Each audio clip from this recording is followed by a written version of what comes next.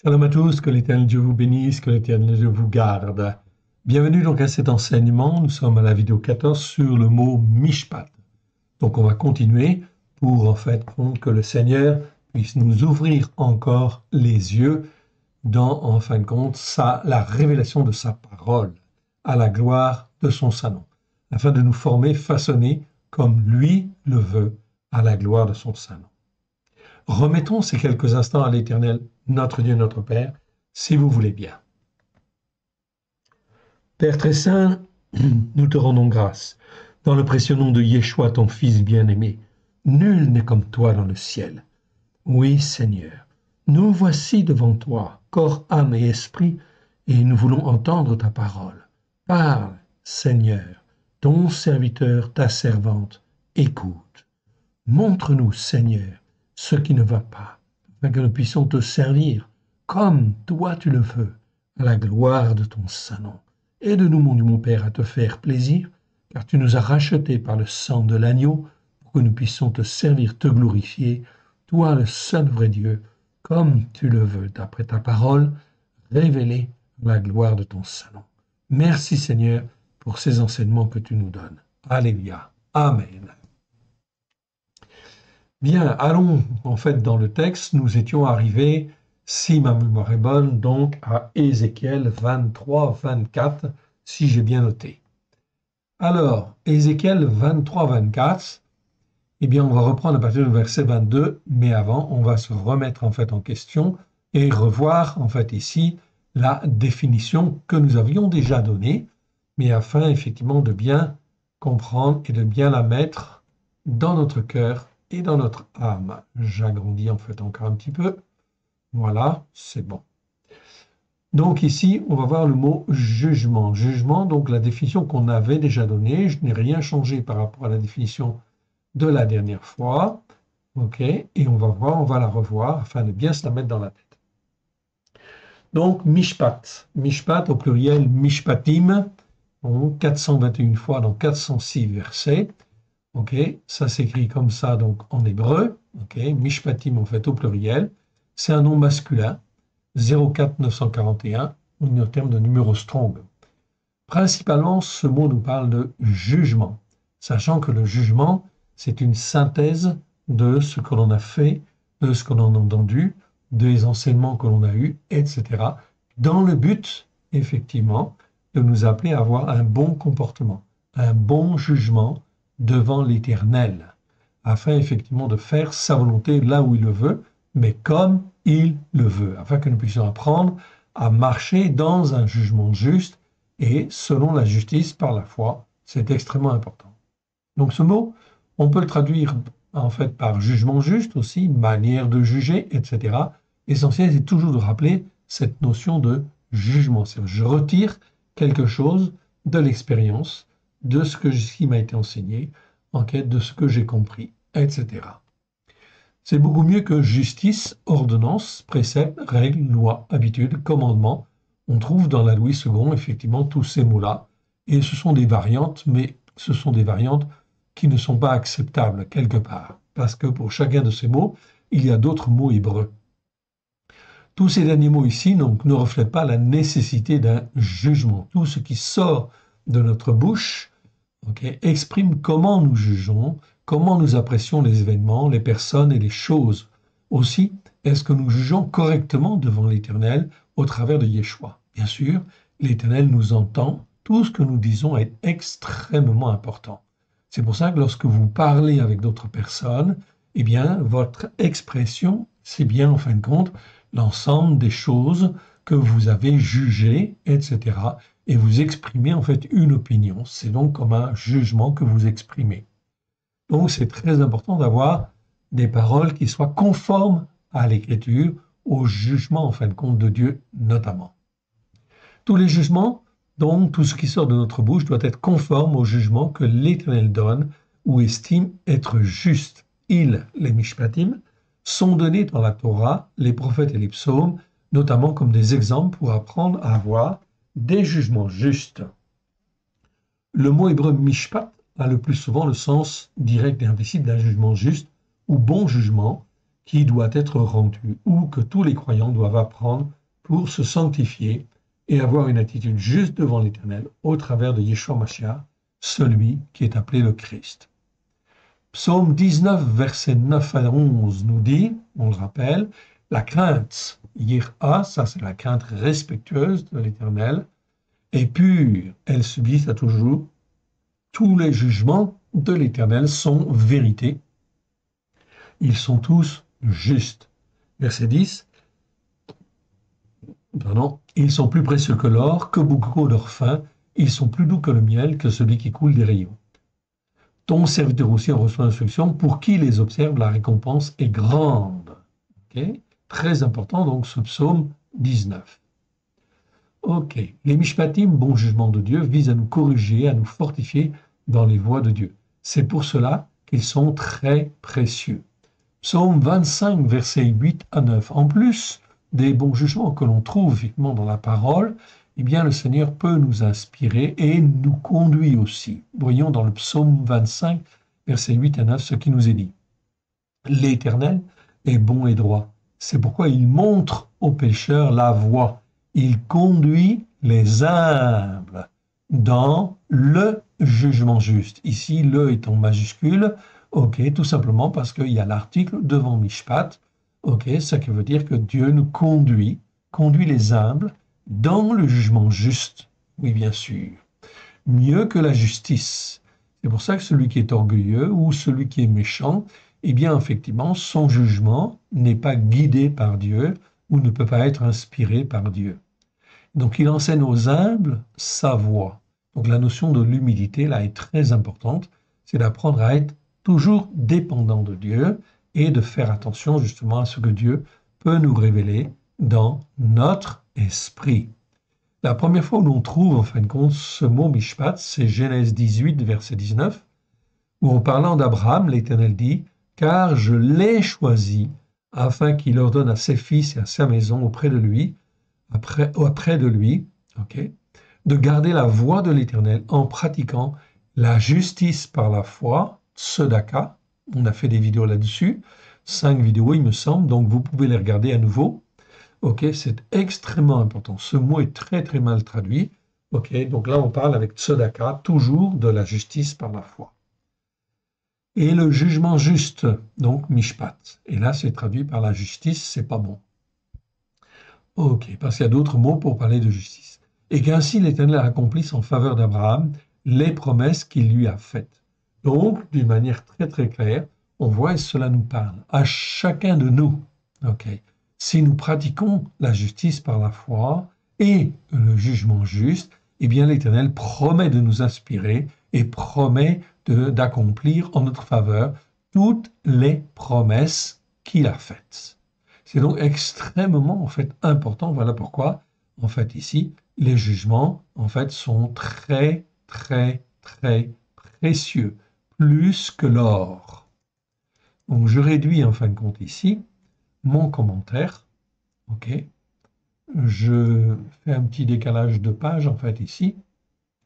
Ok, pour le texte, que le texte hébreu en fait ici, eh bien ne soit pas mélangé avec le texte français ou les notes. Voilà. Donc on est arrivé à Ézéchiel, c'est ça, chapitre 23, verset 24. Il marche contre toi avec des armes, des chars et des roues et une multitude de peuples, avec le grand bouclier, le petit bouclier, avec les casques. Ils s'avancent de toutes parts contre toi. Je leur remets le jugement et ils te jugeront selon leur jugement. Donc là, effectivement, c'est effectivement en fait très important de voir que l'Éternel, puisque son peuple n'écoute pas et a persévéré à ne pas écouter, à ne pas mettre en pratique, eh bien il est livré. Ok. Il est livré en fin de compte à Nebuchadnezzar. On va reprendre à partir du verset 22 pour bien comprendre le contexte. Alors verset 22, je reprends en fait ici. Ok, verset 22 du chapitre 23 de Ézéchiel. C'est pourquoi Oholiba. Oholiba, c'est qui? C'est Jérusalem. Oui. Ok, c'est le petit nom de Jérusalem. C'est un surnom, si vous voulez, affectif. C'est pourquoi Oholiba, ainsi parle mon Adonai, l'Éternel. Voici, j'excite contre toi tes amants, ceux dont ton cœur s'est détaché, et je les amène de toutes parts contre toi. Les enfants de Babel, Babel c'est Babylone, tous les Kasdim, ce sont les Chaldéens, nobles, princes et seigneurs, et tous les enfants de l'Assyrie, avec eux, jeunes et charmants, tous gouverneurs et chefs, chefs illustres, tous montés sur des chevaux. Ok, je ne suis pas sûr que tous les mots soient exactement en fin de compte bien traduits ici, mais ça nous donne en fait une très très bonne idée. On continue avec le verset 24 que nous avons lu tout à l'heure. Ils marchent contre toi avec des armes, des chars et des roues, et une multitude de peuples avec le grand bouclier et le petit bouclier, avec les casques. Ils s'avancent de toutes parts contre toi. Je leur remets le jugement, et ils te jugeront selon leur jugement. Ici, on a bien les mots mishpat. Donc là, l'Éternel Dieu soulève et fait venir tout un ensemble de peuples menés par Nebuchadnezzar, oui. Verset 25, le Seigneur dit très clairement en fait ici, « Je répands ma colère sur toi, ils te traiteront avec fureur », donc pas simplement avec colère. Ici, c'est le mot réma, donc c'est un degré au-dessus. Okay, réma, en fin de compte, c'est la fureur en fait ici. En hébreu, c'est les mêmes mots, en fait, les mêmes lettres qui commencent le mot ramas, qui est traduit par violence. Okay, on avait fait un commentaire déjà là-dessus dans les vidéos précédentes. Ils te traiteront avec fureur, donc avec une certaine violence, etc., okay, qui, en fin de compte, sera là, en fait, ici. Pourquoi? Parce que c'est l'expression de la fureur de Dieu, en fait, ici, contre son peuple qui n'a pas voulu écouter les prophètes. C'est donc très, très important. Ici, je réduis, en fait, un petit peu, 2 secondes, si vous le permettez. Voilà. Ils te couperont le nez et les oreilles, et ce qui reste de toi tombera par l'épée. Ils prendront tes fils et tes filles, et ce qui reste de toi sera dévoré par le feu. Ils te dépouilleront de tes vêtements, et ils enlèveront les ornements dont tu te pares. Okay? Je mettrai fin à tes crimes et à tes prostitutions du pays de Mitzraïm, et tu ne porteras plus tes regards vers eux, tu ne penseras plus à Mitzraïm. Donc ici, je mettrai fin à tes crimes. Ici, dit la version seconde, qui c'est le mot zima. Ok, mais zima, je ne suis pas sûr que ce soit tout à fait, en fin de compte, le sens profond, en fait, en hébreu, dans les racines primitives. On verra ce mot, mais une autre fois, c'est pas le temps, en fait, aujourd'hui. On reste sur le mot mishpat. Et à tes prostitutions du pays de Mitzraïm. Mitzraïm, c'est l'Égypte. Donc ici, pourtant, Israël a quitté l'Égypte, ça fait en fait plus de 1000 ans, en fin de compte. C'est 1000 ans avant pratiquement. Okay, mais elle vit toujours dans les prostitutions, en fin de compte, de ce pays-là, où ils ont vécu 400 ans. C'est la même chose pour nous, en réalité. Aujourd'hui, nous sommes en 2023. On ne parle pas des prostitutions du pays de Misraïm, mais des prostitutions des ténèbres, lorsque nous étions avant vivant dans le monde, okay, et en fin de compte que nous vivions selon les règles de ce monde. Et effectivement, donc là, on vit avec les prostitutions précédentes. Oui, bien sûr. Encore aujourd'hui, beaucoup de croyants, malheureusement, sont encore dans ces prostitutions, qu'ils soient catholiques, protestants, évangéliques ou d'une autre confession, peu importe. Ils sont déjà tous dans l'iniquité. Oui, bien sûr. On a vu déjà ce mot-là. Et je le confirme en fait encore aujourd'hui, le mot avon nous parle effectivement d'iniquité, évidemment, mais l'iniquité, elle commence en fait ici dès lors que je n'écoute pas la Torah, les prophètes et les psaumes pour mettre la parole de Dieu en pratique avec grâce et vérité au travers de Yeshua. Cela veut dire que l'iniquité pèse en fait sur moi et tous les enseignements que j'ai en fait reçus dans ce cas-là, eh bien, doivent être remis en question au travers de la parole de Dieu, afin de chasser tout ce qui est prostitution de mon cœur, de ma vie. C'est donc extrêmement important. C'est un travail, bien sûr, important, qui se fait jour après jour, semaine après semaine, année après année. Oui, bien sûr.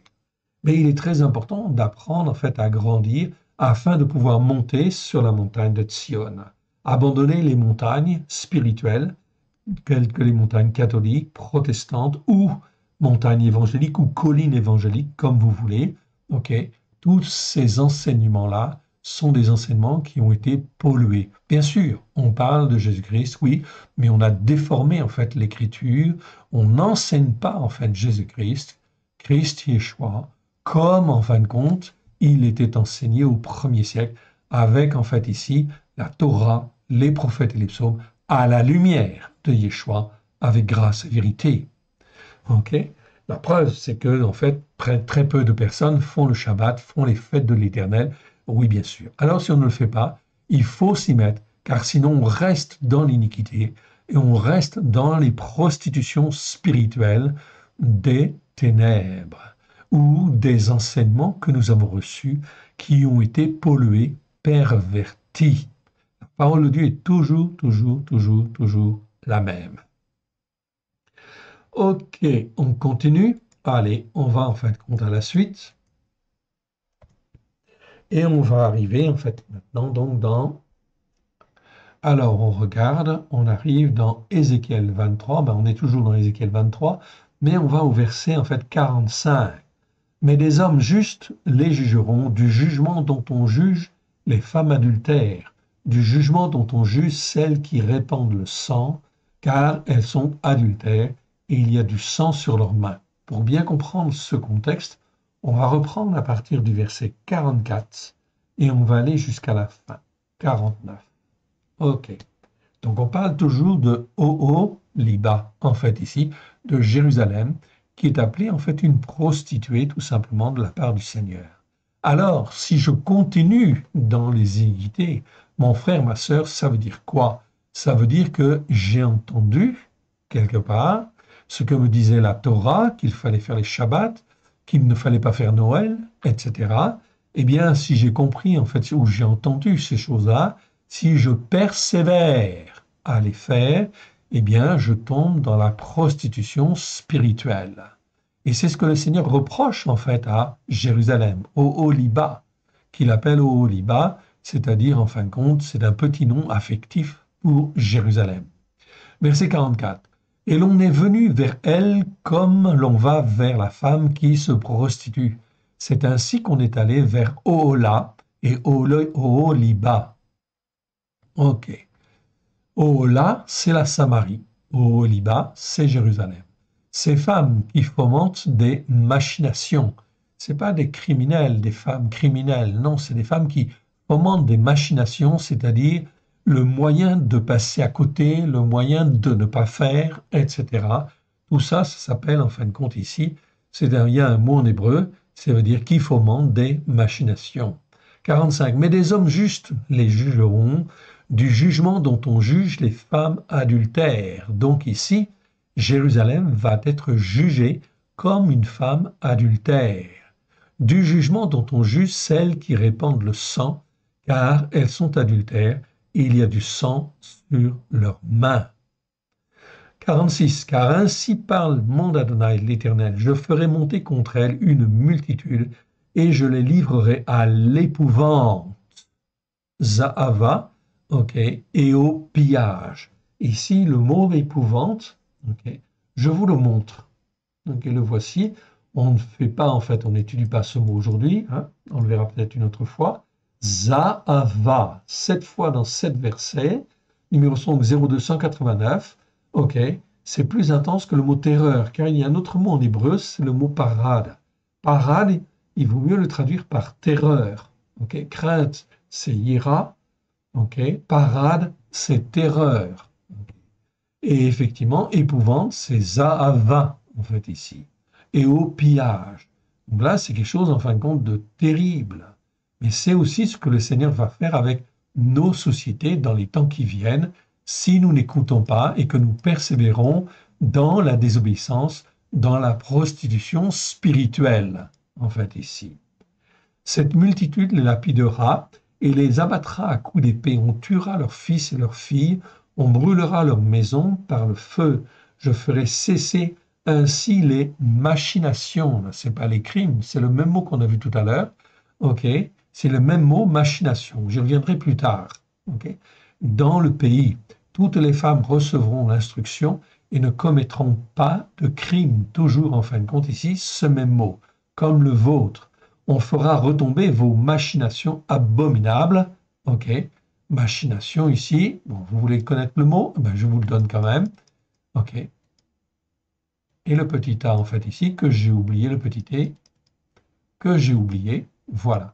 Donc c'est zimatena. Ok. Donc ce mot-là, on l'étudiera effectivement. Ok, plus en détail. Mais ça parle en fin de compte de machination, de choses perverses, de choses que l'on fait en fait ici, où on trouve toutes sortes d'excuses pour ne pas faire. Et ça, effectivement, ça s'appelle des machinations qui, à la fin, devant Dieu, deviennent abominables. Pourquoi? Parce que c'est une persévérance dans la désobéissance et la soumission.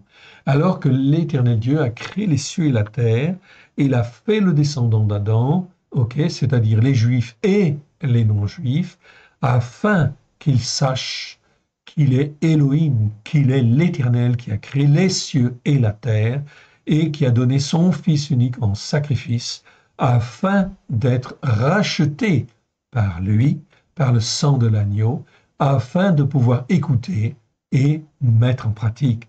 Que fait-on de la parole depuis plus de 2000 ans maintenant? En fait, ici, que nous avons la révélation de Yeshua. Cela pose problème et c'est un grave problème. Voilà pourquoi il faut dire repentez-vous car le règne de Dieu ou le royaume de Dieu est proche. Mais c'est une réalité. Et l'Éternel Dieu va sonder toutes les femmes adultères, tous ceux qui sont adultères, tous ceux qui sont dans la prostitution et qui n'écoutent pas la Torah pour la mettre en pratique avec grâce et vérité. Je parle là du Shabbat, je parle là des fêtes de l'Éternel, etc., qui doivent être faites par soumission-obéissance, mais avec le cœur, évidemment. C'est Dieu qui sonde les cœurs et qui sonde les reins. Donc très très important ici ces notions-là. Ok. On continue? Allez, c'est parti. Et on arrive en fait maintenant donc dans le chapitre 33. Ok, 33, verset 14. Lorsque je dis au méchant, tu mourras, s'il revient de son péché et pratique un jugement juste et la justice par la foi, s'il rend le gage, mais je vais reprendre un petit peu plus haut, à partir du verset 11, ok, du verset 11, et on va lire jusqu'au verset 20, ok, de 11 à 20, regardez bien en fait ici, c'est très très très très très important. Verset 11, donc je suis dans Ézéchiel 33. Vous pouvez aller voir sur vos versions si vous voulez. Ok, vous verrez bien qu'il y a déjà des mots qui ont été changés parce que ce n'est pas les bonnes traductions. Ok. Et toi, fils d'Adam, dis aux enfants de ton peuple, la justice par la foi du juste ne le sauvera pas au jour de sa transgression. Alors je peux le dire en fait autrement, en fait ici si vous voulez. Le fait d'avoir reconnu Yeshua en fait comme Seigneur et Sauveur, okay, c'est-à-dire que je reconnais qu'il m'a racheté par le sang de l'agneau, si je ne marche pas dans la justice par la foi que Dieu donne ou que Dieu demande, alors la justice par la foi du juste ne le sauvera pas au jour de sa transgression. Transgression, je vous rappelle, c'est quoi? C'est le mot pécha. Et pécha, en fin de compte, c'est quoi? C'est une transgression, ça veut dire quoi? Eh bien, ça veut dire que je n'obéis pas et je ne fais pas ce que l'Éternel Dieu me demande. Je transgresse un commandement, notamment le 4e commandement, où l'Éternel dit qu'il faut célébrer le Shabbat. C'est donc vraiment très très clair, c'est pas compliqué. Okay?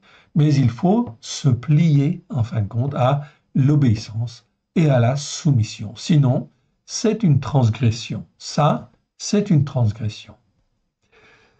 Donc, c'est vraiment très clair. Aujourd'hui, on a énormément de croyants, en fait, en Yeshua, en Jésus-Christ, etc. Bon, on l'appelle Jésus-Christ. Ça, c'est une déformation parce que ce n'est pas son vrai nom, évidemment. Ça, c'est le nom catholique, en fait, ici, que les chrétiens que Rome, en fait, a donné. Jésus-Christ, mais effectivement, ce n'est pas vraiment son nom. Ok. Donc il faut effectivement corriger en fait cela, bien évidemment, afin de revenir sur les racines hébraïques de la foi. Regardez bien, donc je relis en fait ici. Ok, j'ai dit à partir du verset 11, pardon. Dis-leur, je suis vivant, vivant, déclaration de mon Adonai l'Éternel. Ce que je désire, ce n'est pas que le méchant meure, c'est qu'il change de voie et qu'il vive. Revenez et revenez de votre mauvaise voie. Pourquoi mourriez-vous, maison d'Israël? Et toi, fils d'Adam, donc là, fils d'Adam, cela veut dire que l'Éternel Dieu s'adresse aux Juifs et aux non-Juifs, c'est-à-dire tous les hommes qui sont créés sur la terre. Et toi, fils d'Adam, dis aux enfants de ton peuple, la justice par la foi du juste ne le sauvera pas au jour de sa transgression.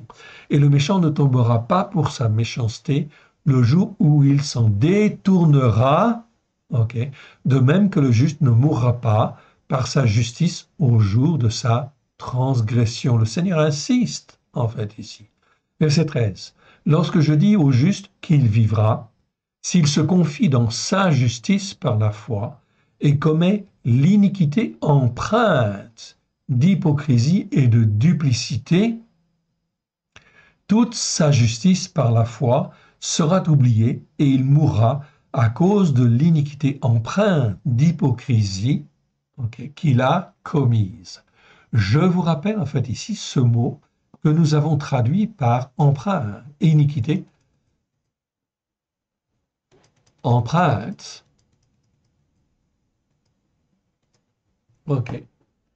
Empreinte, d'hypocrisie et de duplicité. J'ai bien agrandi en fait le mot avel, en fait ici, qui n'existe que 20 fois dans 18 versets. On a vu ce verset, je vous renvoie en fait aux vidéos, évidemment. Ce mot-là, en fait, il ne faut pas le traduire simplement par iniquité. Non, c'est l'iniquité. Iniquité, c'est avon.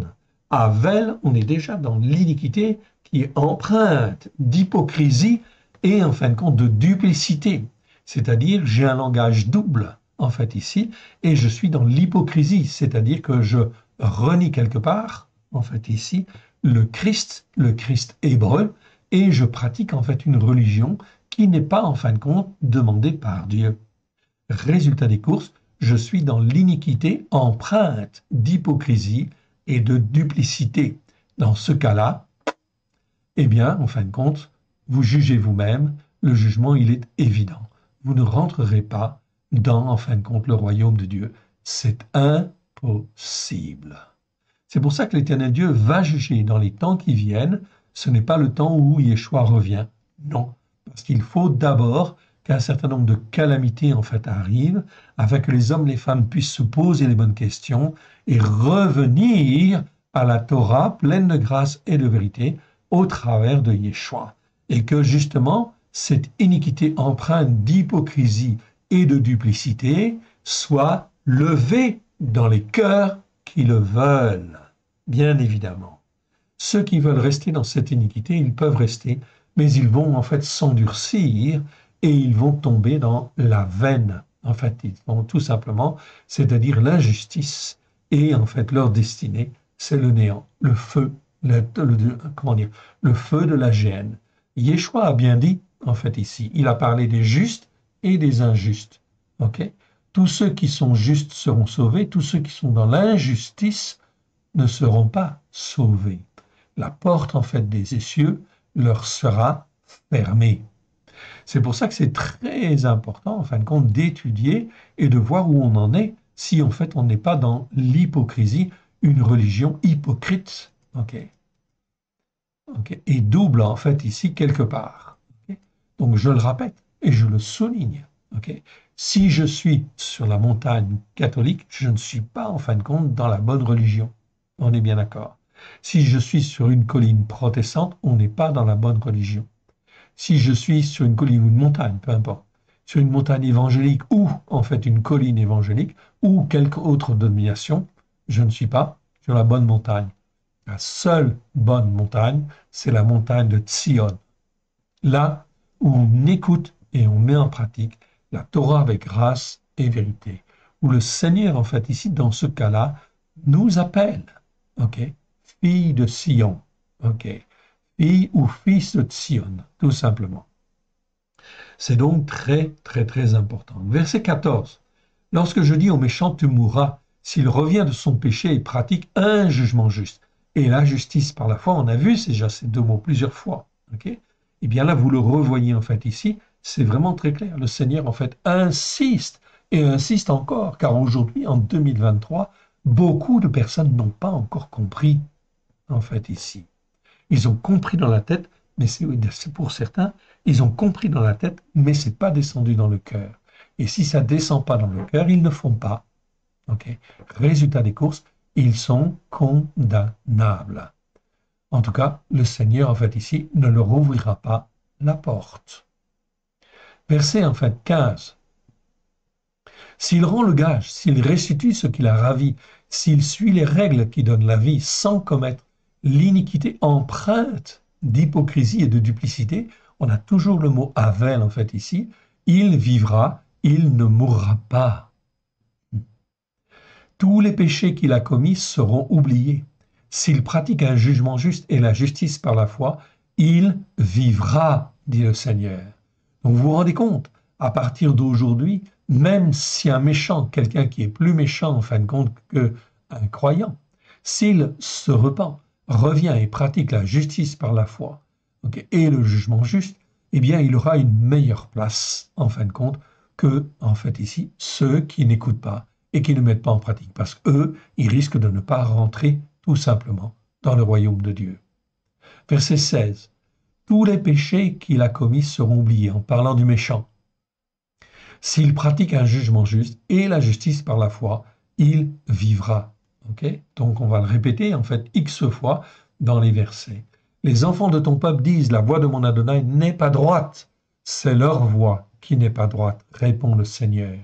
Si le juste se détourne de sa justice par la foi et commet l'iniquité empreinte d'hypocrisie et de duplicité, on retrouve en fait le même mot, il mourra à cause de cela. On ne peut pas être plus clair. Donc il faut le souligner autour de nous. Mon frère, ma sœur, il est extrêmement important de prier pour, en fin de compte, tous ceux que l'on connaît et qui ne sont pas, en fin de compte, sur les racines hébraïques de la foi. Cela pose problème, oui bien sûr, et un problème grave. Si le méchant revient de sa méchanceté et pratique un jugement juste et la justice par la foi, il vivra à cause de cela. Okay. Ce chapitre 33, en fait, d'Ézéchiel est vraiment très très clair. Quoique, avec les traductions françaises comme là, c'est pas toujours évident de comprendre. D'accord. Donc, on peut dire qu'il y a une partie, son partie en fait excusable, si je puis dire, s'ils reviennent devant l'Éternel. L'Éternel sait très bien que les traductions que nous avons ne sont pas parfaites, okay. Mais ce qu'il veut, c'est que l'on cherche, et que l'on cherche sa face. Et si l'on cherche sa face, à ce moment-là, il va nous éclairer par son Esprit Saint. Oui, et il va nous guider vers en fait ceux qui enseignent plus droitement. Verset 19. Si le méchant revient de sa méchanceté et pratique un jugement juste et la justice par la foi, il vivra à cause de cela. Vous voyez, on le répète en fait encore. Vous dites, la voix de mon Adonai n'est pas droite, je vous jugerai, ok, l'Éternel dit ici, il insiste, je vous jugerai chacun selon ses voies. Chacun selon ses voies. J'ai en fait volontairement en fait rajouté ici, en fait j'ai mis en gras le mot chacun. Chacun. Donc l'Éternel Dieu sonde tous les cœurs, sonde tous les reins. Et en fait il rend ses jugements chaque matin. Et il voit si on cherche à venir vers lui ou pas. Je vous jugerai chacun selon ses voies, maison d'Israël. Donc hier c'était la maison d'Israël qui était jugée. Aujourd'hui, c'est nous en 2023, où l'Éternel Dieu sonde les cœurs, sonde les reins. Ok. On va aller un petit peu plus loin. Ok. Bon, si vous voulez lire la suite, vous lisez la suite, il n'y a pas de souci. Ok. Donc on va à la suite et on arrive donc au Ézéchiel 34. Ok. Et en fin de compte, on est au verset 16. On va reprendre à partir du verset 15. Okay, donc Ézéchiel 34, versets 15 et 16. C'est moi qui ferai paître mes brebis dans les temps qui viennent, car l'Éternel Dieu a vu effectivement que tous les sacrificateurs, c'est-à-dire les prêtres, les pasteurs, les bergers, les ceci, les diacres, tous en fait les responsables spirituels qui sont appelés sacrificateurs aujourd'hui, quelque part, ils sont rassemblés sous ce même terme, eh bien n'enseignent pas la vérité comme l'Éternel Dieu le veut. Alors, l'Éternel Dieu dit en fait ici, après que sa colère sera effectivement répandue, il dira en fin de compte, ok, ceci, c'est moi qui ferai paître mes brebis, c'est moi qui le ferai reposer. Déclaration de mon Adonai, l'Éternel, car il a vu qu'on a déformé sa parole, ok, et qu'on n'a pas fait en fait ici, était suffisamment en fait sur les racines pour en fait être dans la vérité. Verset 16. Je chercherai celle qui était perdue, dit l'Éternel. Je ramènerai celle qui était égarée. Je panserai celle qui est blessée.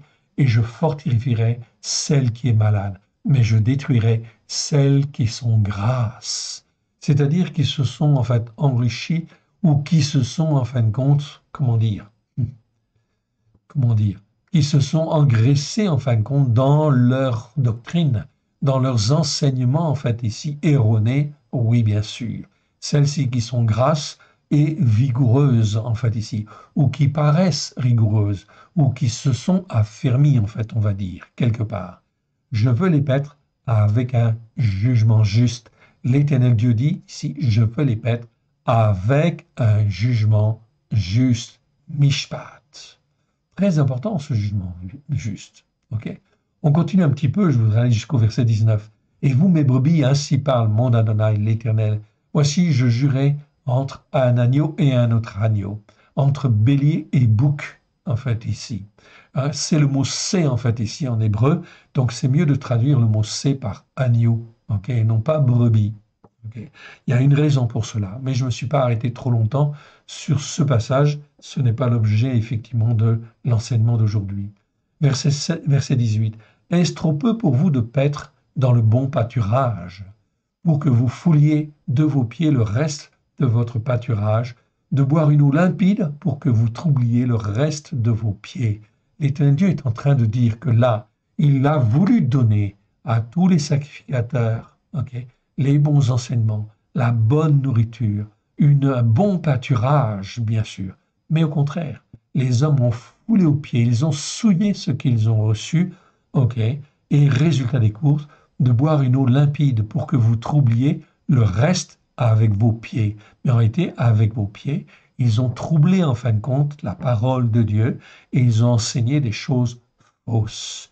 Et mes brebis doivent paître ce que vos pieds ont foulé et boire ce que vos pieds ont troublé, dit l'Éternel. Alors l'Éternel, vraiment dans les temps qui viennent, est vraiment furieux. Il va répandre sa fureur sur tous les responsables, tous les pasteurs, les prêtres, etc., les diacres, tous ceux qui ont une responsabilité spirituelle, qui en fin de compte n'ont pas gardé l'enseignement de Yeshua et des disciples qu'il avait donné au premier siècle. Ok, ça c'est un jugement qui appartient en fait à Dieu. Aujourd'hui, il convient d'avertir, oui bien sûr, qu'il faut revenir, ok, à la gloire de l'Éternel. On continue et on arrive dans Ézéchiel 36 maintenant. Donc Ézéchiel 36, ok, et on va reprendre à partir du verset 34 et on va lire jusqu'au verset 31.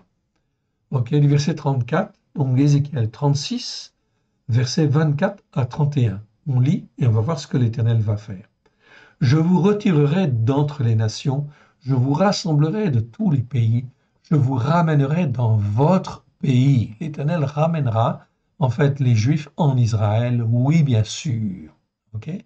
C'est pour ça tout ce qui se passe en fait aujourd'hui, c'est un conflit, mais c'est un conflit que l'Éternel permet justement pour ramener les jugements sur, en fin de compte, tous ceux qui ne sont pas pour Israël, ça veut dire qu'ils ne sont pas pour Dieu, et tous ceux qui sont en fait pour le Hamas ou soutiennent le Hamas, directement ou indirectement, au travers de la cause palestinienne. Non, on ne peut pas, en fin de compte ici, soutenir le Hamas d'une quelconque manière que ce soit, devant l'Éternel. Il faut avoir un jugement très clair là-dessus, ne pas être pour le terrorisme et prendre position par rapport à ça. Car effectivement, c'est prendre une position contre la violence, contre le mensonge, contre tout ce qui est mauvais en réalité. C'est en fin de compte le mot Hamas en fait en hébreu, dont je vous ai expliqué en fait le sens en fait ici. Il y a 2 ou 3 vidéos déjà.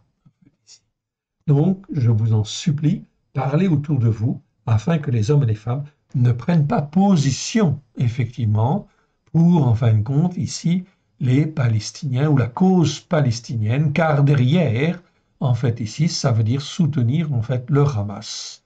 Ok. Je ne suis pas contre, effectivement, le fait, en fait, d'aider, en fait, le peuple palestinien lui-même. Ok, bien sûr, mais il ne faut pas aider le Hamas, surtout pas.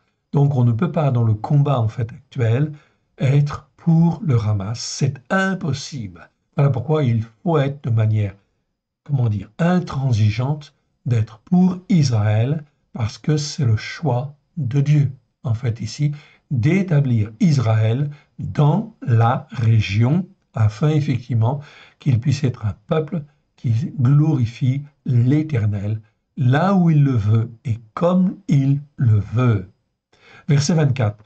Je vous retirerai d'entre les nations, je vous rassemblerai de tous les pays, je vous ramènerai dans votre pays, je répandrai sur vous une eau pure, et vous serez purifiés. Je vous purifierai de toutes vos souillures et de toutes vos idoles.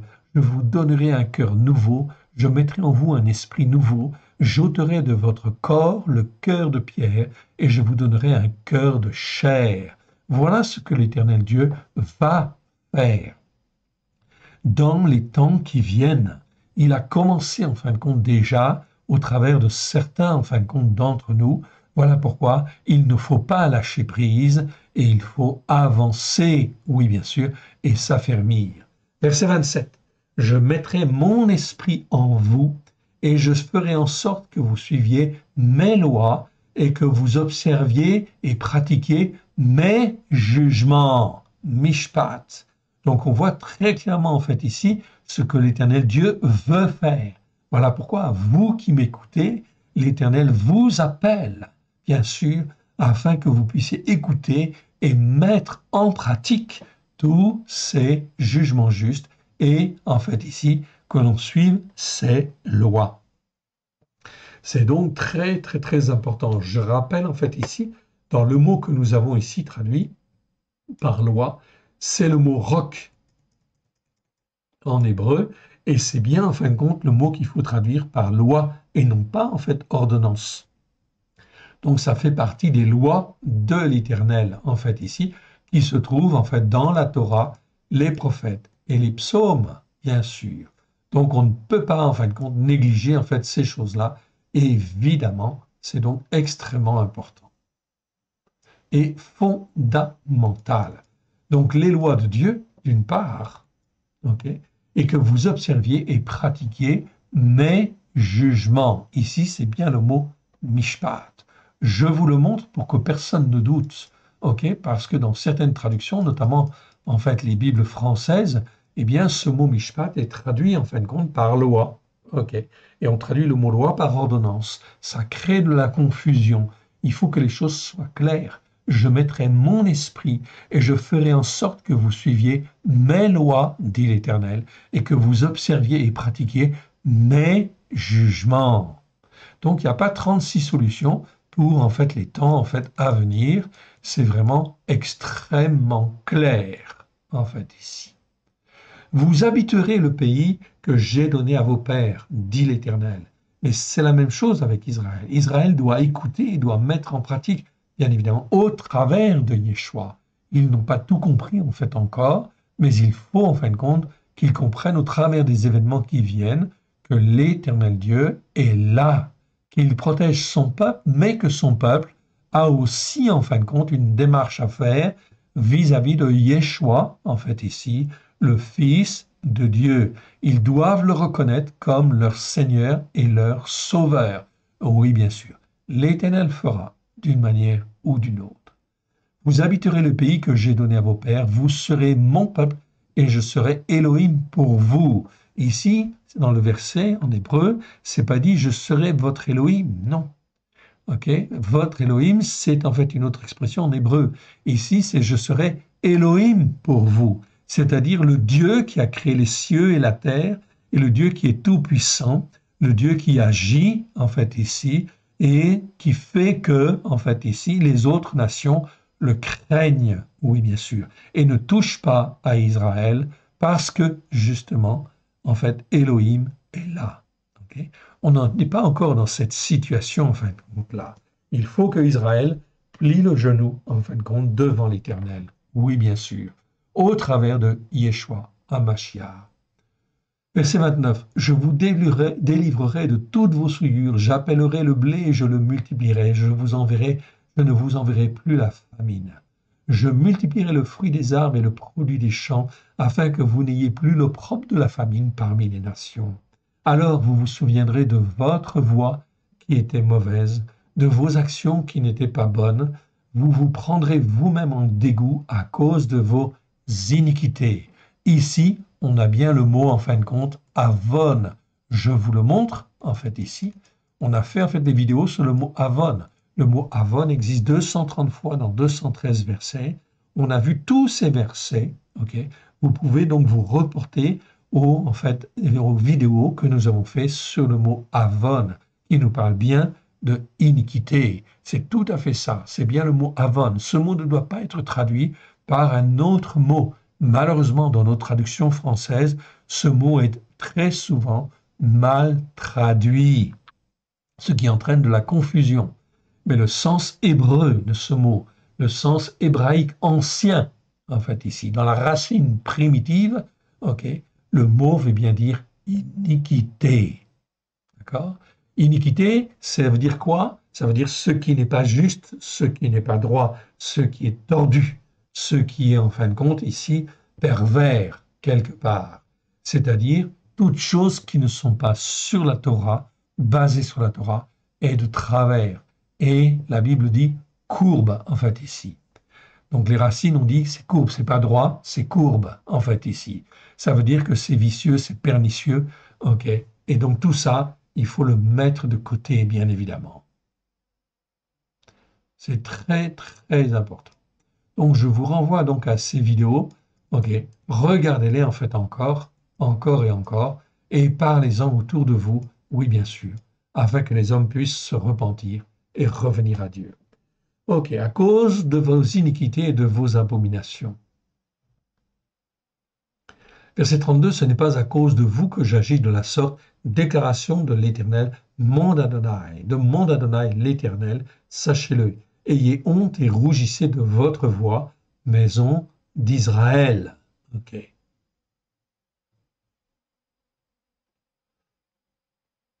Amen. Mais l'Éternel Dieu parle aussi à toutes les nations. Verset 33, mais je ne vais pas continuer trop loin. Okay, juste le verset 33. Ainsi parle mon Adonai, l'Éternel, le jour où je vous purifierai de toutes vos iniquités, je peuplerai les villes et les ruines seront relevées. Voilà donc ce que l'Éternel dit dans la bouche, en fin de compte, d'Ézéchiel. Okay, c'est-à-dire qu'il promet en fait ici, après effectivement les problèmes qui vont arriver, l'Éternel Dieu, en fait ici, parle de purification de vos iniquités. Et il dit, je peuplerai les villes et les ruines seront relevées.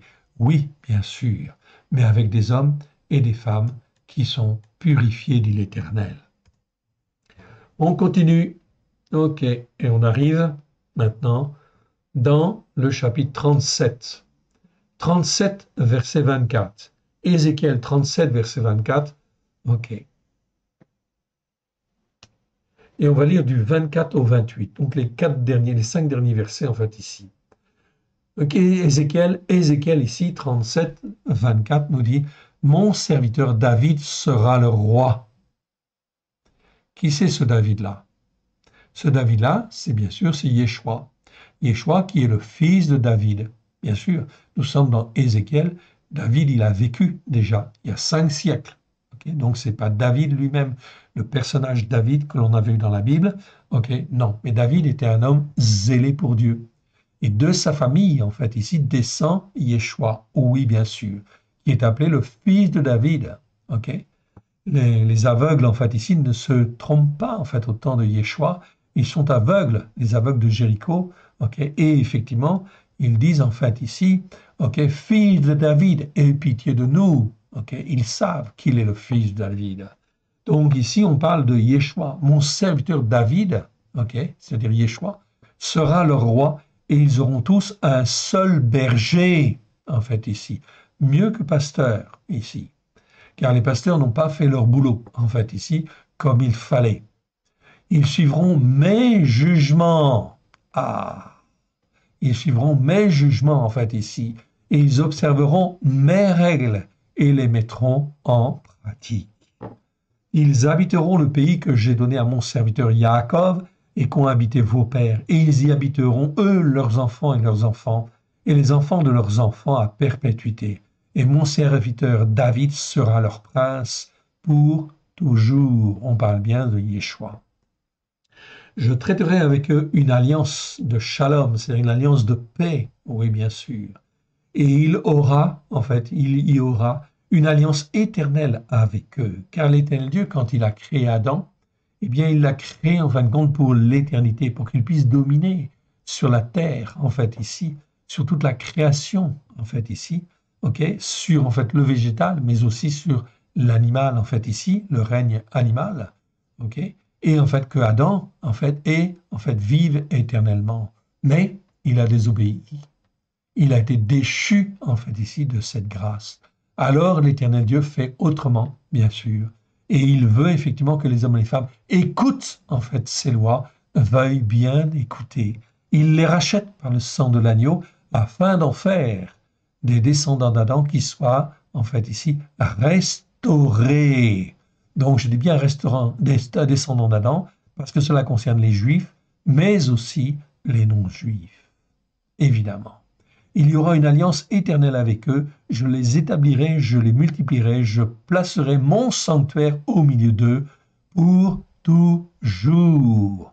Mon sanctuaire. Donc l'Éternel Dieu est en train de faire quelque chose de glorieux pour l'éternité, mon frère, ma sœur. C'est donc quelque chose de glorieux, voilà pourquoi il faut apprendre à marcher dans ses voies, à être obéissant et à être soumis. Mon tabernacle, ok. Mon tabernacle, en fait, ici, sera parmi eux. Je serai Elohim pour eux. Même chose, ce n'est pas je serai votre Dieu, non. C'est je serai Elohim pour eux. C'est-à-dire le Dieu Tout-Puissant, le Dieu qui a créé les cieux et la terre, qui domine et que toutes les nations connaissent et donc ils ne touchent pas, en fin de compte, au peuple de Dieu. Et ils seront mon peuple. Et les nations sauront que je suis l'Éternel, qui sanctifie Israël lorsque mon sanctuaire sera toujours parmi eux. Voilà donc en fait ici la promesse glorieuse que l'Éternel Dieu en fait ici nous fait en fait ici. Ok. Ici en fin de compte c'est traduit dans la seconde par demeure dans le 27. Mais en réalité le mot en fait utilisé c'est bien Mikdash. Mikdash ça nous parle de sanctuaire en réalité. Ici, c'est bien sanctuaire.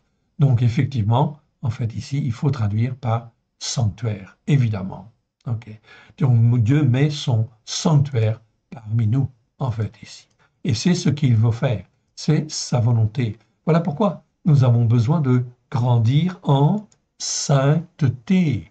C'est-à-dire, en fin de compte, d'apprendre à écouter les lois et les règles de l'Éternel, de les mettre en pratique selon un jugement juste et dans la justice par la foi, afin de se sanctifier et de monter sur la montagne de la sainteté, sur la montagne de Sion, à la gloire de l'Éternel. Amen. Donc on continue, allez. Et on arrive en fait maintenant, donc on va regarder. Donc on était dans Ézéchiel 37, et on arrive maintenant dans Ézéchiel 39. 39, je ne lirai que le verset 21 et 22. Ok. Donc, Ézéchiel 39, verset 21 et verset 22. Je manifesterai ma gloire parmi les nations. Vous voyez le plan de l'Éternel. Le plan de l'Éternel, c'est de se glorifier sur son peuple, sur le peuple qu'il a choisi, mais aussi pour que toutes les nations, en fait, ici, voient sa gloire. Je manifesterai ma gloire parmi les nations. Et toutes les nations verront les jugements que j'exercerai et les châtiments dont ma main les frappera. Donc l'Éternel va s'occuper, en fin de compte, des nations, de toutes les nations. Voilà pourquoi c'est extrêmement important aujourd'hui, la position et le choix, en fin de compte, que les uns et les autres font. C'est le jugement qui sort de leur bouche. Est-ce qu'ils sont pour Israël ou contre Israël? Okay. C'est un choix terrible, parce qu'il y a beaucoup de croyants, même, qui vont en fait ne pas être pour Israël. Pardon. Pour Israël. Et ils ont tort, en fait, ici, en réalité, car l'Éternel Dieu s'occupera de son peuple pour le sanctifier. Et l'Éternel Dieu va juger toutes les nations, mais pas seulement toutes les nations, tous les croyants. Selon ce qui sort de leur bouche, selon les jugements qui sortent de leur bouche. Voilà pourquoi, mon frère, ma sœur, il faut avertir les uns et les autres s'ils parlent mal, en fait, ici, afin qu'ils puissent revenir s'ils veulent écouter, évidemment. Vous ne pouvez pas les obliger, mais il faut parler, il faut témoigner pour qu'ils aient entendu au moins. Ok. Et les châtiments dont ma main les frappera. Verset 22. La maison d'Israël saura que je suis l'Éternel, son Elohim, dès ce jour et à l'avenir. Ok. On continue. Et on arrive maintenant dans Ézéchiel 42. Ézéchiel 42. Ok. Ézéchiel 42, verset 11. Devant elle, il y avait une voie. Là, on parle du temple, en fait, ici. Bon, ces passages sont comment dire, traduits d'une certaine manière. Bon, les traductions que nous avons ne sont pas satisfaisantes. OK. Donc, on n'a pas eu le temps aussi de trop les revoir non plus. OK. Donc, on va faire ce qu'on peut, en fait, ici. Devant elle, il y avait une voie, comme devant les chambres qui étaient tournées en direction, en fait, ici, du septentrion, c'est-à-dire le nord. La longueur et la largeur, leur issue, leur disposition et leur entrée étaient selon les jugements établis pour elle. Okay? Ici, dans la Bible seconde, c'est traduit par semblable. Non. Mais c'est vrai que le verset n'est pas facile à traduire et on ne comprend pas tout en fait encore maintenant. Même nous avons encore de la difficulté en fait ici par rapport à cette traduction. Mais ici, c'est bien le mot jugement qui existe. Donc, selon en fait ici les jugements établis pour elle, c'est-à-dire que le temple, il va être reconstruit, oui bien sûr, mais il va être reconstruit d'une certaine manière, avec une certaine dimension, dans le but, ici, de glorifier l'Éternel. Donc, selon le jugement de l'Éternel, quelque part, afin de faire éclater sa gloire. Là, on a compris le principe, en fait, ici, du mot jugement. Donc, selon le modèle établi par Dieu, selon le modèle que l'Éternel a jugé bon de nous donner, ou qu'il nous donnera, en fait, ici. Donc, attention, en fait, aux traductions. Donc, Ézéchiel, dans cette partie-là, du temple qui se reconstruit, ce sont des passages qui sont très, très difficiles à traduire. On continue. OK. Versets 23 et 24 de Osée. Osée, chapitre 2. Osée, chapitre 2, versets 23 à 24. Osée, chapitre 2, versets 23 à 24. Il enseignera à mon peuple à distinguer ce qui est sainteté de ce qui est profane. Ils lui feront connaître la différence entre ce qui est pur, ce qui est impur, et ce qui est pur. OK. Donc, c'était très OK. OK. Là, on parle des sacrificateurs. OK. Je reprends à partir du verset 21. Aucun sacrificateur ne boira du vin lorsqu'il entrera dans le parvis intérieur. Ils ne prendront pour femme ni une veuve ni une femme répudiée, mais ils prendront des vierges de la race de la maison d'Israël. Ils pourront ainsi prendre la veuve d'un sacrificateur. Ils enseigneront à mon peuple à distinguer ce qui est sainteté de ce qui est profane. Ils lui feront connaître la différence entre ce qui est impur et ce qui est pur. Donc ça, c'est le rôle des sacrificateurs, c'est-à-dire de tous ceux qui enseignent, ok, qu'ils soient pasteurs, qu'ils soient en fait ici diacres, qu'ils soient bergers, qu'ils soient ok, évêques, qu'ils soient prêtres, etc., quel que soit leur titre, en fait ici, ceux qui sont en responsabilité devant l'Éternel, comme un sacrificateur, doit enseigner comme l'Éternel Dieu le veut, et comme en fait, l'Éternel le veut aussi pour les Lévites, qui ne sont pas au même niveau que les sacrificateurs, mais qui doivent enseigner aussi la sainteté de Dieu. Verset 24. Ce que l'Éternel prendra dans les temps qui viennent, ils seront juges dans les contestations et ils jugeront d'après mes jugements, mishpat ici, et ils observeront aussi les enseignements de ma Torah, mes règles dans toutes mes fêtes, et ils sanctifieront mes Shabbats. Donc vous voyez en fait ici que les enseignements de la Torah, les fêtes de l'Éternel et les Shabbats seront toujours là. Oui, pourquoi? Parce que c'est un moyen d'enseigner. Parce que ces fêtes-là ont toute une dimension messianique, toute une dimension prophétique, etc. Elles instruisent, elles façonnent et elles gardent. Et en fin de compte, elles parlent de ce qui va venir. Voilà pourquoi elles sont très importantes. Donc, ils enseigneront, ok, ils observeront aussi les enseignements de ma Torah, mes règles dans toutes mes fêtes, et ils sanctifieront mes Shabbats. Et oui, tous les chrétiens qui reviennent à l'Éternel, en fait, pratiqueront le Shabbat un jour, oui, bien sûr. Mais c'est mieux si, en fin de compte, ils le font maintenant, parce que ça veut dire qu'ils rentrent dans l'obéissance, ils rentrent dans la soumission à l'Éternel. Ok, mais ils font comme ils veulent, hein. On continue. On arrive là maintenant dans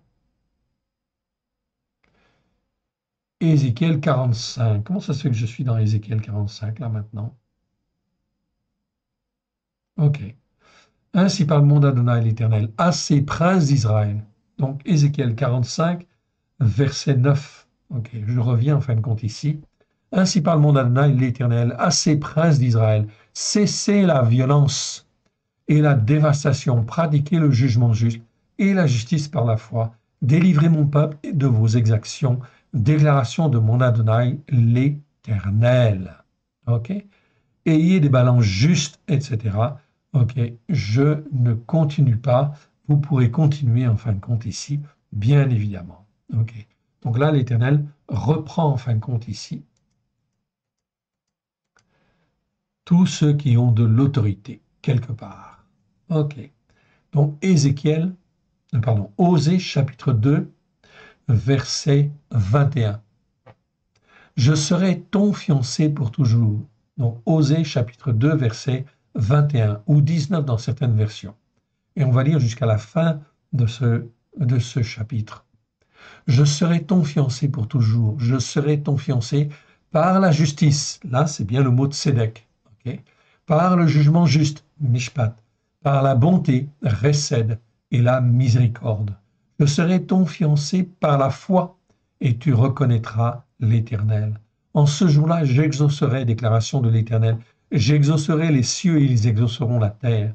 La terre exaucera le blé, le mou et l'huile, et ils exauceront Israël. Je planterai pour moi l'Orut Shama, okay, dans le pays, et je lui ferai miséricorde, c'est-à-dire celle qui n'avait pas miséricorde, en fait, l'Orut Shama, eh bien, je vais lui faire miséricorde si elle se repent, si elle revient à moi. Je dirais Lo-Ami, en fait, ici, celui qui n'était pas mon peuple, eh bien, sera mon peuple. Tu es mon peuple, ok? Tout simplement parce qu'il s'est repenti, il est revenu vers l'Éternel. Il répondra mon Elohai, mon Adonai, mon Elohai ici, mon Dieu en français. C'est donc ici donc très très important ce que l'Éternel va faire en fait ici. Ce sont en fait chez les prophètes, on a vu ce qu'Ézéchiel disait. Ici c'est Osée en fait qui parle. Okay, donc Osée parlait effectivement au temps de la destruction des 10 tribus du Nord. Okay, donc c'était 150-200 ans en fait avant en fait Ézéchiel. Il disait la même chose. On continue avec Osée chapitre 5. Et on va lire versets 1 à 5. Ok, déjà. On va lire même un petit peu plus. Non, 1 à 5, c'est bon. Ok. Donc, Osée chapitre 5, versets 1 à 5. Écoutez ceci. Écoutez ceci, sacrificateurs. Sois attentive, maison d'Israël. Prête l'oreille, maison du roi, car c'est à vous que le jugement s'adresse. Parce que vous avez été un piège à Mitzpah et un filet tendu sur le Tavor. Par leurs sacrifices, les infidèles s'enfoncent dans le crime. Okay, donc ici, on a un autre mot, charat, c'est traduit par crime, mais je ne suis pas sûr que ce soit la bonne traduction. S'enfoncent dans le crime, mais j'aurai des châtiments pour eux tous. Je connais Éphraïm, okay, et Israël ne m'est point caché. Car maintenant, Éphraïm, c'est les 10 tribus du Nord. Tu t'es prostitué et Israël s'est souillé. Leurs œuvres ne leur permettent pas de revenir à leur Elohim, parce que l'esprit de prostitution est au milieu d'eux et parce qu'ils ne connaissent pas l'Éternel. L'orgueil d'Israël témoigne contre lui. Israël et Éphraïm tomberont par leur iniquité. Là, c'est Avon, bien sûr. Avec eux aussi tombera Yehuda. Donc ici, la prophétie se fait sur Juda en fait aussi, qui va s'accomplir 2 siècles plus tard à peu près. Okay. C'est donc en fait ici très important. Okay. L'Éternel Dieu est en train de reprendre en fait ici Israël, de reprendre Éphraïm, les 10 tribus du Nord. Donc Osée prophétise. On a vu en fin de compte que Ésaïe avait prophétisé, bien sûr, sur les 10 tribus du Nord. Et en fin de compte, elles persévèrent dans leur péché, dans leur idolâtrie, dans le péché de Jéroboam. Car en fait, Jéroboam avait institué d'autres fêtes de l'Éternel. Il avait changé les fêtes de l'Éternel.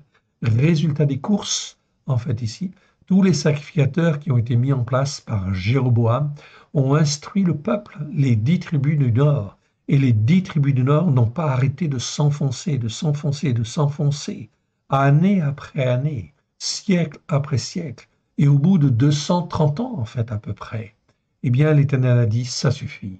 Et il a dispersé, il a détruit les 10 tribus du Nord, il les a dispersés, un tiers est parti en captivité, un tiers a été tué, un tiers, en fin de compte, a été dispersé, en fait, dans le monde. Oui, bien sûr. Dieu n'a pas hésité à, en fait, ici, détruire Éphraïm, détruire Israël, les 10 tribus du Nord. Ok, pourtant, c'était son peuple. Que va-t-il faire, à votre avis, avec tous ceux qui, comme Jéroboam, ont institué d'autres fêtes et en fait un autre culte, en fait ici, que l'Éternel Dieu, en fait ici, voulait. L'Éternel Dieu voulait que tous les sacrificateurs enseignent la Torah, les prophètes et les psaumes à la lumière de Yeshua. Cela fait 2000 ans, en fin de compte ici, que l'Éternel Dieu a fait cela. Qu'en est-il aujourd'hui? Nous sommes en 2023. Voilà pourquoi les prêtres, les pasteurs, les diacres, etc., tous ceux qui ont une fonction de responsabilité doivent se repentir, se repentir sévèrement, en fait, ici, et revenir à l'Éternel, s'il est possible. Oui, bien sûr. S'ils n'ont pas le cœur trop endurci encore, et évidemment, bien sûr, par l'esprit de prostitution, bien évidemment, comme pour Israël hier. Israël et Éphraïm tomberont en fin de compte par leur iniquité. Iniquité, c'est le mot que je vous avais montré tout à l'heure. C'est le mot avon. Avon, en fait, ici, je le répète, je l'agrandis bien pour que vous le voyez bien, en fait, ici. Avon. Avon 230 fois dans 213 versets, numéro 05 771. Avon, c'est le fait, en fait, ici, de ne pas écouter et mettre en pratique la Torah. On est déjà, en fin de compte, dans l'iniquité dès lors qu'on n'écoute pas et qu'on ne met pas en pratique la Torah, les prophètes et les psaumes à la lumière de Yeshua. Dès lors qu'on ne pratique pas les fêtes de l'Éternel, mais qu'on pratique d'autres fêtes, eh bien, on est dans l'iniquité. Et l'esprit de prostitution nous a peut-être déjà bien gagné. Voilà pourquoi il faut faire des efforts et il faut se repentir, bien sûr, et revenir, changer de voie, mettre en pratique la Torah, les enseignements de la Torah, avec grâce et vérité. Si vous n'êtes pas convaincu, eh bien regardez en fait encore les vidéos. Nous avons en fin de compte vu ici, le mot existe 230 fois dans 213 versets, le mot avon qui veut dire iniquité. Nous l'avons traduit en fait ici par iniquité et c'est très très bien. C'est comme ça qu'il faut le traduire. Et iniquité, ça veut dire tout ce qui courbe, ok, tout ce qui va de travers, qui est pervers, etc., qui n'est pas conforme en fait ici, qui n'est pas droit, qui n'est pas conforme en fait aux enseignements de la Torah, des prophètes et des psaumes. Là, on est dans l'iniquité. Résultat des courses, eh bien, beaucoup de monde, beaucoup de monde sont dans l'iniquité. Et on doit se repentir. Si on ne se repentit pas, le cœur va s'endurcir et effectivement, on ne reviendra pas dans ce cas-là. Et on tombe dans la veine. La veine, l'injustice, et en fait ensuite, eh bien c'est quoi? C'est le néant. Et Yeshua a bien dit, ok, le royaume de Dieu n'est pas pour les injustes, il est pour les justes, ceux qui sont justes devant l'Éternel, ceux qui pratiquent la justice de l'Éternel et non pas l'injustice devant l'Éternel. Ok, c'est donc ici très clair, très clair. Ok, je continue quand même verset 5 ici, et je vais faire la jonction avec le verset 9 en fait aussi, pour en fait ne pas laisser un verset au passage. Donc l'Éternel Dieu dit au verset 6, « Ils iront avec leurs brebis et leurs bœufs chercher l'Éternel, mais ils ne le trouveront pas. » L'Éternel, en fait, ici, on peut prier en fin de compte, mais l'Éternel ne répond pas lorsqu'on persévère dans l'iniquité, le péché, la transgression. Il s'est retiré du milieu d'eux. Ils ont été infidèles à l'Éternel, car ils ont engendré des enfants étrangers hostiles. Ici, c'est traduit par illégitime dans la seconde. Non, c'est des étrangers hostiles. Ils ne sont pas forcément violents, mais ils sont hostiles quelque part en fait à Dieu. Ils ne croient même plus en fait en Dieu quelque part. Et en fin de compte, ils sont dans l'injustice carrément en fait ici.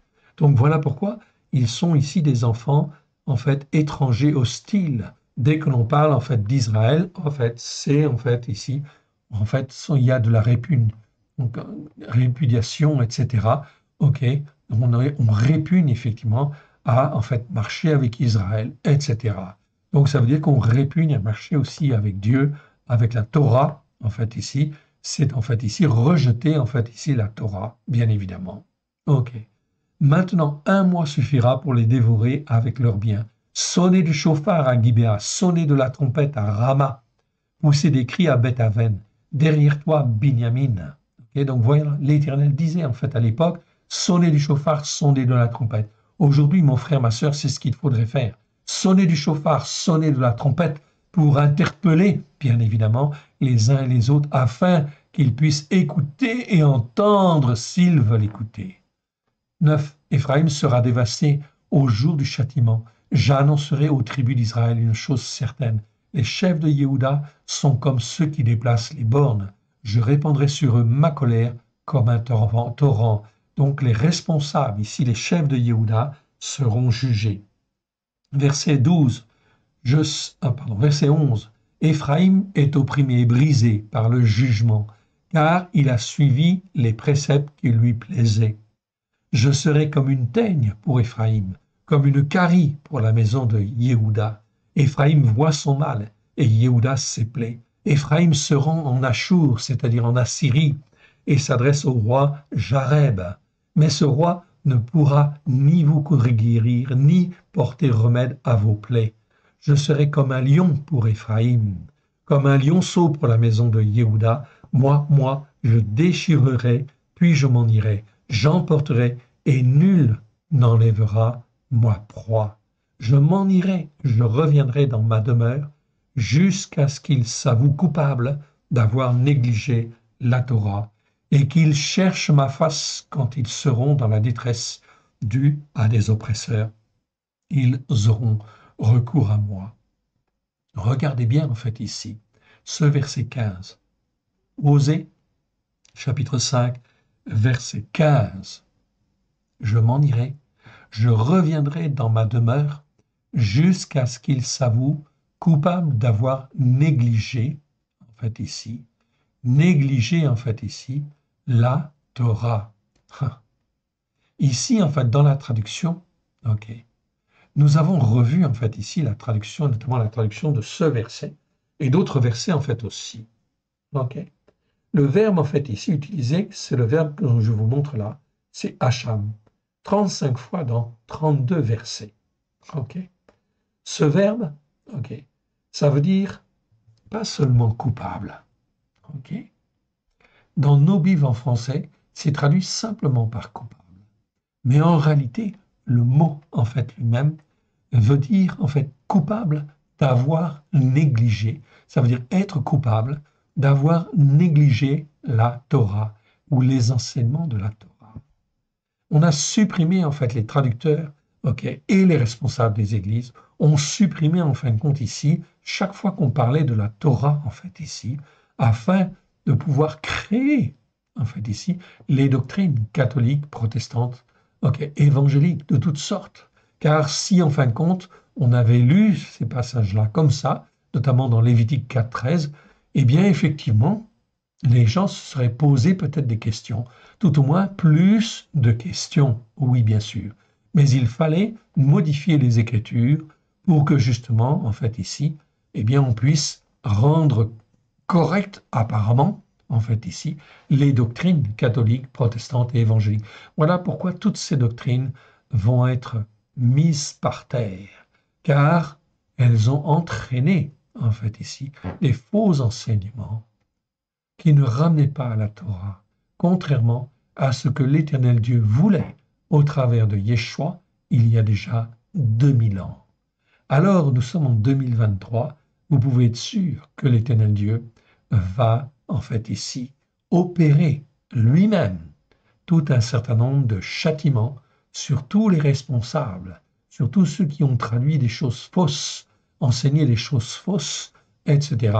Ils vont être dans le collimateur particulièrement.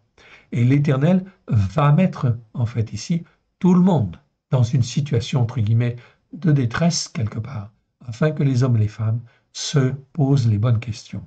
Verset 15. Donc je rappelle Osée chapitre 5 verset 15.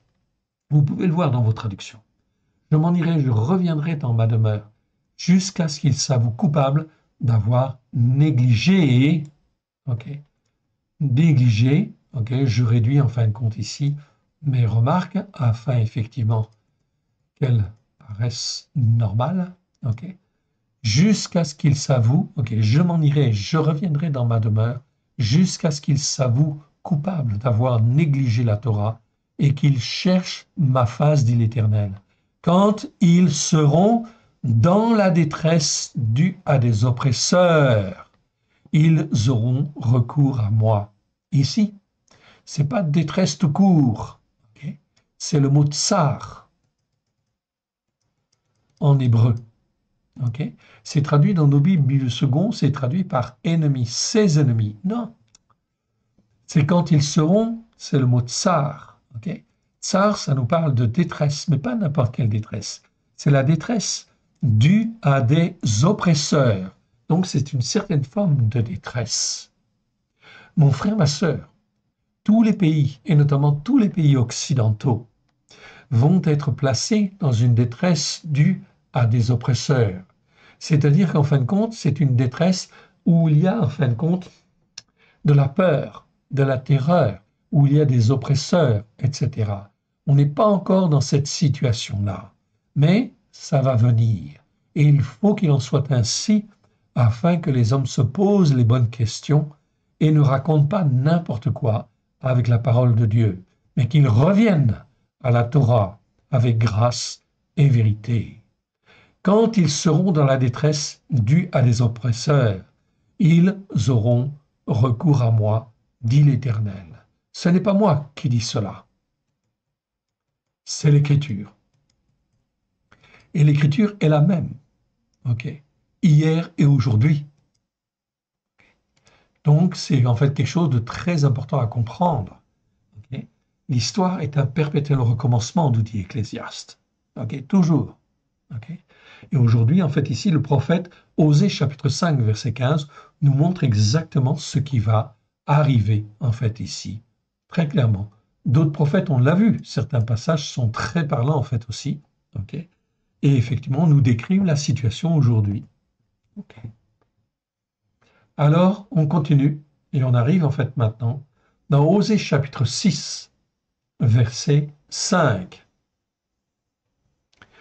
C'est pourquoi je les frapperai par les prophètes, je les tuerai par des paroles exprimées de ma bouche, et mes jugements éclateront comme la lumière. Car j'aime la bonté et non les sacrifices, la connaissance d'Élohim plus que les sacrifices d'élévation. Ils ont comme le profane transgressé l'alliance, c'est alors qu'ils m'ont été infidèles. Gilad est une ville qui pratique l'injustice. Ici encore un mot mal traduit, ok. Je vous le montre, vous le connaissez. On a fait en fin de compte des vidéos là-dessus, en fait ici. C'est le mot aven. Là, c'est pas le mot avon, c'est le mot aven. Et aven, il faut toujours le traduire par injustice. C'est extrêmement important afin d'éviter les traductions qui déforment, etc. Bien sûr qu'un mot peut avoir plusieurs sens, oui, mais ça doit être très proche, en fait ici. Il y a donc en fait ici, ok, quelque chose qu'il faut revoir, bien évidemment. Et c'est ce que nous avons fait. Je vous renvoie aux vidéos que nous avons fait sur le mot aven, bien évidemment. Gilad est une ville qui pratique l'injustice. Elle porte des traces de sang. La troupe des sacrificateurs est comme une bande en embuscade.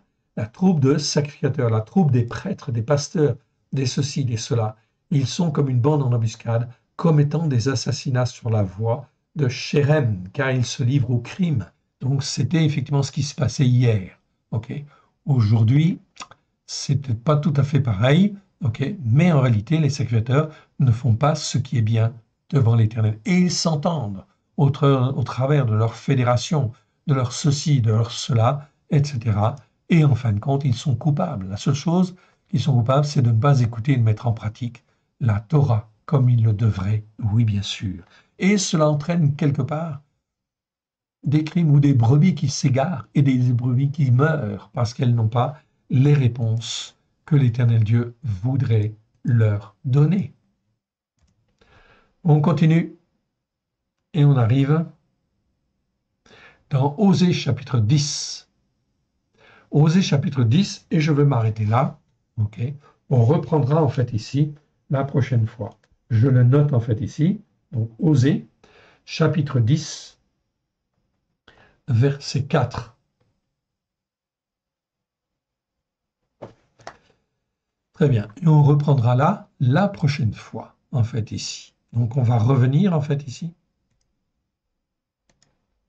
Et on va terminer par une prière, évidemment. Que l'Éternel Dieu vous bénisse, que l'Éternel Dieu vous garde. Père très saint, nous te rendons grâce dans le précieux nom de Yeshua. Pardon. Pardon parce que nous avons négligé ta parole. Nous avons négligé ta Torah, okay, depuis des années et des dizaines d'années, Seigneur. Nous ne savions pas, nous étions dans l'erreur. Et nous n'avons pas toujours cherché ta face comme toi tu l'aurais voulu certainement. Étant ta main bienfaisante, nous voici, Seigneur. Nous te demandons pardon pour nos péchés, nos transgressions, nos iniquités, nos manquements, nos faiblesses, nos doutes, nos erreurs. Étant ta main bienfaisante, que ce qui n'est pas de toi s'en aille dans les lieux arides, que ce qui est de toi soit loin de grâce et de vérité, et puisse trouver dans chacun de nos cœurs un terrain favorable, puisse y produire les racines que toi tu veux, puisse s'élever, Seigneur, et porter le fruit que toi tu veux à la gloire de ton saint nom. Aide-nous, mon Dieu, mon Père, à te faire plaisir, pour que nous puissions te glorifier, toi le seul vrai Dieu, et celui que tu as envoyé. Aide-nous, mon Dieu, mon Père, nous t'en supplions, Père très saint, étends ta main bienfaisante, renouvelle, toi qui dis que même le méchant, s'il se repent, eh bien, en fin de compte, et s'il pratique la justice par la foi et le jugement juste, sera sauvé. Alors, Seigneur, apprends-nous à marcher selon la justice par la foi et selon un jugement juste. Aide-nous, mon Dieu, mon Père, à te faire plaisir. Tu es notre Dieu et nous sommes ton Fils, ta fille. Nous sommes ton serviteur, ta servante, pour te servir, toi le seul vrai Dieu et celui que tu as envoyé. Amen. Que l'Éternel Dieu vous bénisse, que l'Éternel Dieu vous garde. Shalom à tous, à très bientôt. Je précise entre parenthèses que je vais être absent une quinzaine de jours, 10-15 jours. Ok, donc il n'y aura pas de vidéo pendant ce temps-là. Merci de patienter. À très bientôt. Que l'Éternel Dieu vous bénisse. Shalom, shalom.